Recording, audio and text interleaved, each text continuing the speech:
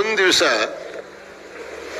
ನನ್ನನ್ನು ಕರೆದು ನಿನ್ನನ್ನು ನನ್ನ ಉತ್ತರಾಧಿಶಿಯನ್ನಾಗಿಸ್ಕೊಳ್ಳೋಣ ಅಂತ ಮಾಡಿದೇನೆ ಕಣಪ್ಪ ಅಂತಂದ್ರು. ನನಗೆ ಆಶ್ಚರ್ಯವಾಯಿತು.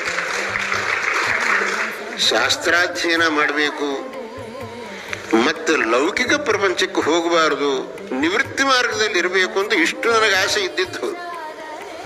ಆದರೆ ಮಠಾಧಿಪತ್ಯ ಅಂತ ಅನ್ನೋದು ನನಗೆ ಸರ್ವಥೇಪಿ ಮನಸ್ಸು ಇರಲಿಲ್ಲ. ಗುರುಳು ನನ್ನನ್ನು ಕರೆದು ಈ ಮಾತು ಹೇಳಿದ ಕೂಡಲೇ, ಅಲ್ಲ, ನಾನು ಇದಕ್ಕೆ ತಕ್ಕವನಲ್ಲ ಅಂತ ನನ್ನ ಮನಸ್ಸಿಗೆ ಅನಿಸ್ತಾ ಇದೆ ಅಂತಂದೆ. ಇದಕ್ಕೆ ತಕ್ಕವ ನೀನು ಹೌದಾ ಅಲ್ವಾ ಅಂತ ತೀರ್ಮಾನ ಮಾಡೋದು ನಾನು, ನೀನಲ್ಲ ಅಂತಂದರು. ನನಗೆ ಅಮ್ಮನವರ ಪ್ರೇರಣೆ ಕೊಟ್ಟಿದ್ದಾಳೆ, ಇದಕ್ಕೆ ತಕ್ಕವನು ನೀನು ಅಂಥೇಳಿ. ಆದ್ದರಿಂದ ನಿನ್ನನ್ನು ನಾನು ಉತ್ತರಾಧಿಕಾರಿ ಶಿಷ್ಯನಾಗಿ ಸ್ವೀಕರಿಸ್ತೇನೆ. ನೀನು ಮರು ಮಾತಾಡೋದು ಬೇಡ, ನಿನ್ನ ಎಲ್ಲ ಯೋಗ್ಯತೆಯನ್ನು ಅಮ್ಮನವರು ಅನುಗ್ರಹ ಮಾಡ್ತಾಳೆ, ಆ ವಿಶ್ವಾಸದಲ್ಲಿರು ಅಂತಂದು.